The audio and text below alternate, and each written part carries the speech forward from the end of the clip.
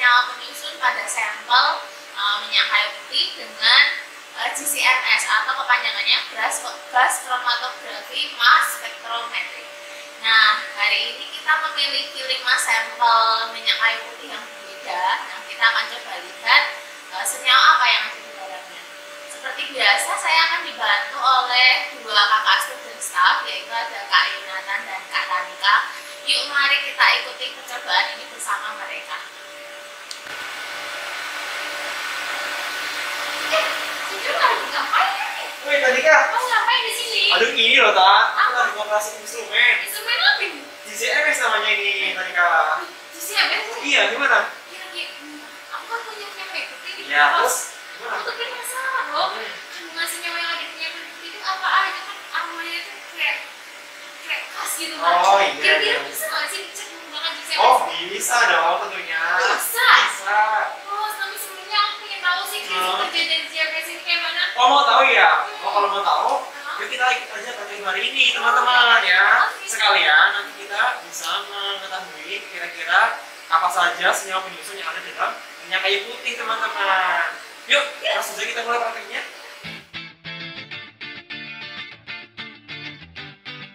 Kromatografi gas merupakan metode pemisahan fisik di mana komponen-komponen yang akan dipisahkan didistribusikan antara 2 fase diam dengan luas permukaan yang besar, dan fase gelap yang merupakan gas pembawa yang melalui fase diam. Ketika fase diam ini adalah padatan, proses pemisahan ini lebih tepat disebut dengan kromatografi gas padat. Teknik ini umumnya digunakan untuk memisahkan senyawa volatil dalam larutan gas. Kromatografi gas dapat disambungkan dengan spektrometri massa sehingga disebut dengan GCMS. Keuntungan dari teknik GCMS ini adalah bahwa tidak hanya komponen campuran yang dipisahkan dan terdeteksi secara kuantitatif, tetapi detektor ini juga mampu memberikan informasi mengenai struktur masing-masing komponen. Sehingga senyawa dapat diidentifikasi tidak hanya dengan membandingkan waktu retensi dengan standar seperti pada GC konvensional, tetapi juga oleh spektrum massanya. Untuk alat dan bahan yang digunakan pada praktikum pada hari ini, yaitu ada gelas ukur, pipet tetes, botol vial untuk sampel, botol vial untuk pelarut, gelas kimia, GCMS, lalu ada heksana, sampel A, sampel B, sampel C, sampel D, dan sampel E.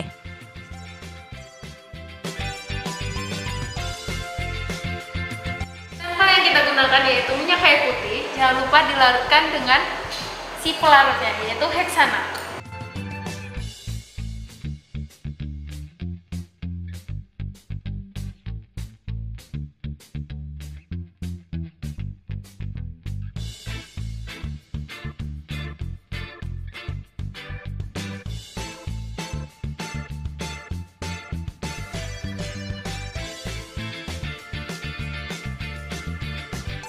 Sebelum menganalisis sampel, kita siapkan instrumen GCMS terlebih dahulu. Kita buka gas helium dengan cara memutar penutup berlawanan arah jarum jam. Lalu, kita nyalakan UPS dengan cara menggeser tuas yang berada di bagian belakang UPS ke arah atas. Setelah UPS menyala, tekan tombol on.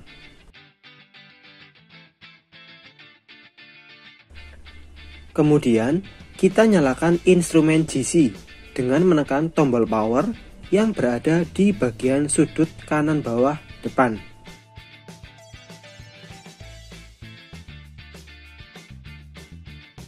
Setelah itu, kita nyalakan instrumen MS dengan menekan tombol power yang berada di bagian sudut kiri bawah belakang.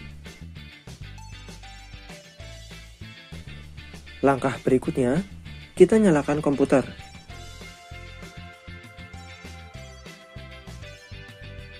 Kemudian, kita buka aliran gas helium dengan menekan tombol flow pada instrumen GC, lalu tekan tombol PF3.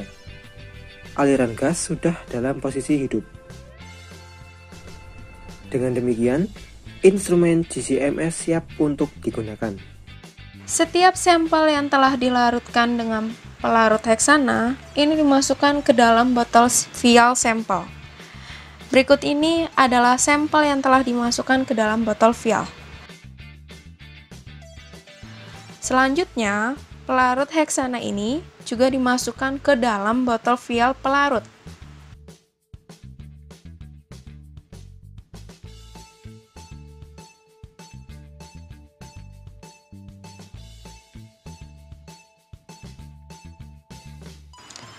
Setelah itu, sampel dan pelarut ini dimasukkan ke dalam rak.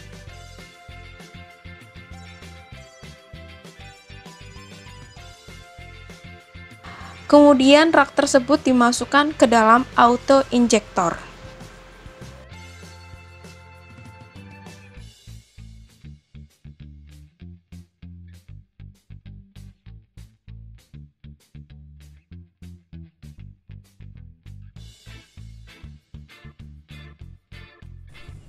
Buka aplikasi GC-MS Real Time Analysis.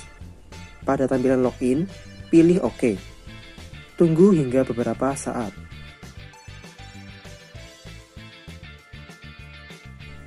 Setelah aplikasi terbuka, pilih ikon Vacuum Control dan pilih Auto Startup.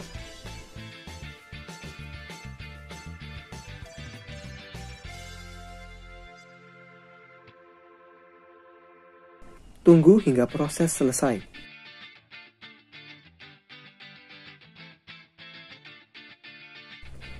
Ketika status GC dan MS ready, menandakan bahwa instrumen sudah siap bekerja.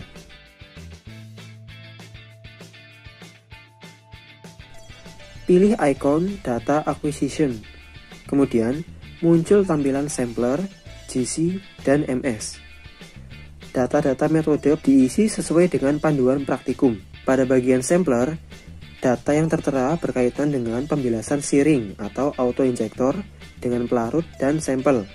Pembilasan injektor dengan pelarut setelah running sampel perlu diperbanyak agar injektor bersih dari kontaminasi sampel. Pada bagian GC, data yang tertera berkaitan dengan kondisi GC pada saat proses running. Dalam hal ini, proses pemisahan sampel. Pada praktikum ini, kolom oven temperatur diatur pada 60 derajat Celcius. Injection temperatur diatur pada 250 derajat Celcius dengan metode injeksi split. Mode kontrol aliran gas diatur berdasarkan pressure sebesar 100 kPa. Split ratio diatur sebesar 0,1. Program running sample diatur berdasarkan kolom oven temperatur. Tabel diisi sesuai dengan yang tertera pada layar. Total waktu yang diperlukan untuk running satu sampel adalah 26 menit. Pada bagian MS, data yang tertera berkaitan dengan kondisi MS pada saat proses running. Dalam hal ini adalah proses pembacaan spektra massa sampel. Pada praktikum ini, air source temperatur diatur pada 200 derajat Celcius. Interface temperatur diatur pada 280 derajat Celcius. Solvent cut time diatur selama 1 menit dengan tegangan detektor sebesar 1 kV. Kemudian, pada mode acquisition, pilih scan.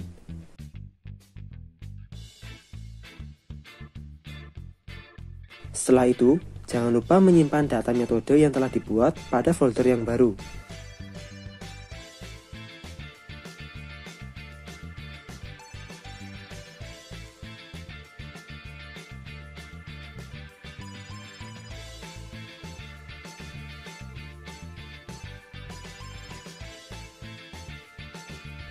Selain mengisi data metode dengan cara sebelumnya, kalian juga dapat mengisi data tersebut menggunakan ikon wizard. Lalu, isilah data-data yang dibutuhkan sesuai dengan panduan praktikum.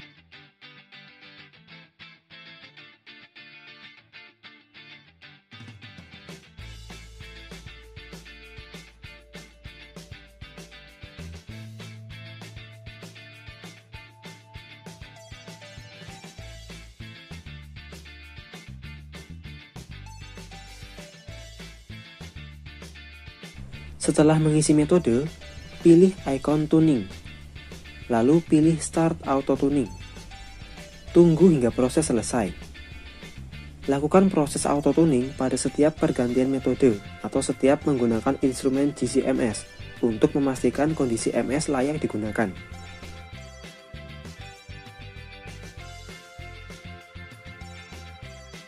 Jangan lupa menyimpan data tuning pada folder khusus tuning yaitu Tune1 dalam sistem GCMS. Jika sampel yang akan dianalisis hanya satu buah, maka pilih ikon Data Acquisition dan pilih sampel login, lalu isilah data-data yang dibutuhkan. Namun, karena sampel yang akan dianalisis pada praktikum ini lebih dari satu buah, maka pilih ikon Batch Processing. Masukkan data vial, sample name, sample ID, sample type, analysis type, data file, injection volume, dan report file sesuai dengan yang tertera pada layar.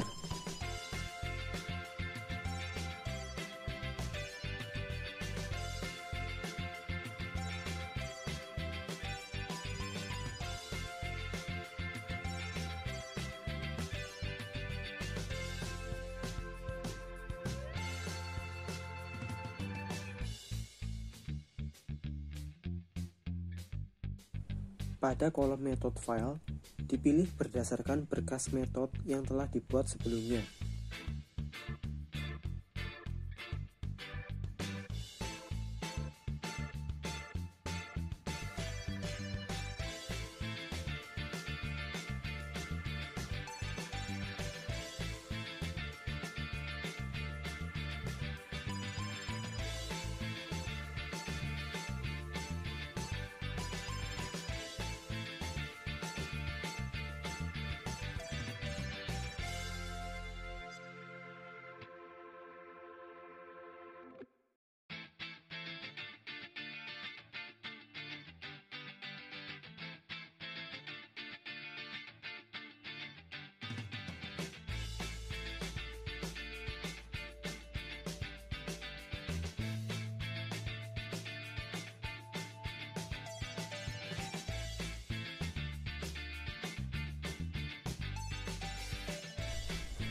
Pada kolom tuning file, dipilih berdasarkan berkas tuning yang telah dibuat sebelumnya.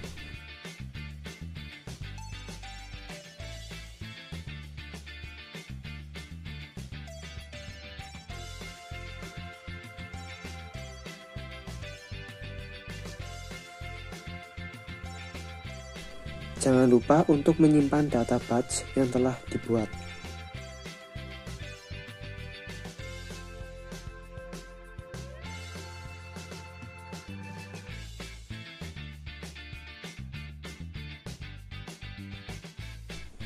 Untuk memulai proses running sampel, pilih ikon Start. Setelah beberapa saat, auto injector akan bekerja sesuai dengan perintah yang telah diinput pada metode sebelumnya.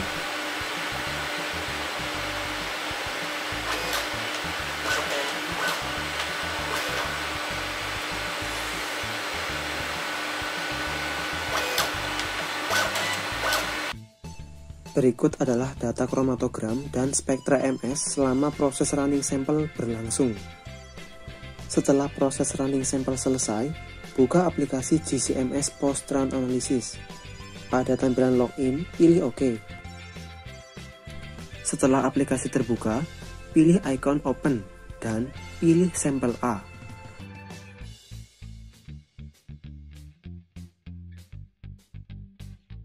Spektra sampel A hasil analisis akan muncul. Setelah itu, pilih ikon Peak Integration for all TICS. Pilih Auto Area dan isilah jumlah peak sebanyak 25.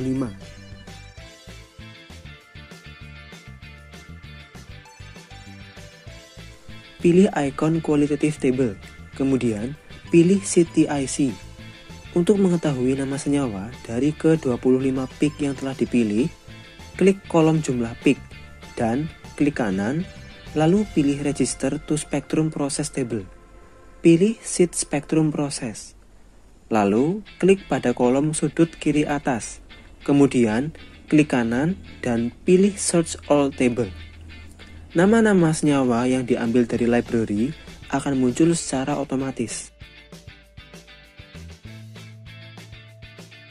Setelah itu, pilih ikon report, lalu pilih ikon pick table. Buatlah data pick table dengan cara klik kiri, tahan, tarik, dan lepaskan pada lembar kerja. Lalu, pilih ikon kromatogram dan buatlah data kromatogram pada lembar kerja.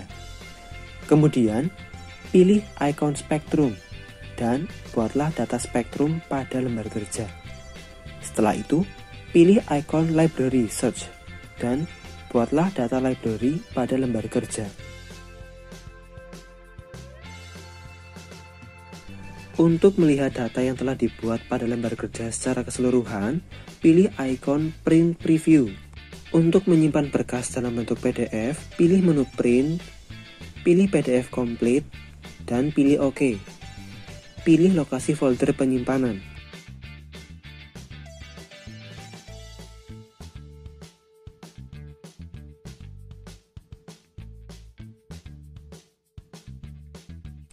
Sebelum mematikan instrumen GCMS, kembali ke aplikasi GCMS Real Time Analysis dan pilih ikon Vacuum Control. Pilih Auto Shutdown dan tunggu hingga proses selesai. Setelah itu, matikan instrumen GCMS dan gas helium ditutup.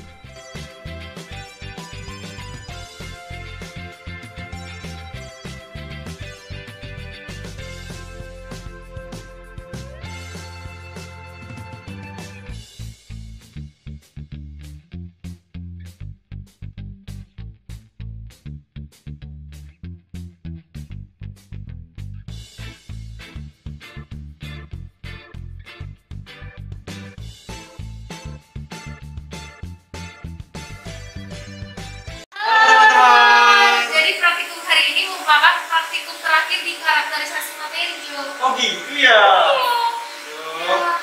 Aku jadi sedih, sudah tidak bisa lagi memberikan video praktikum lagi ke mereka. Aduh, tapi nggak apa ya teman-teman ya. Meskipun teman-teman tidak melakukan praktikum secara langsung, semoga dengan adanya video-video praktikum yang telah kakak berikan kepada kalian dapat bermanfaat untuk kalian semua.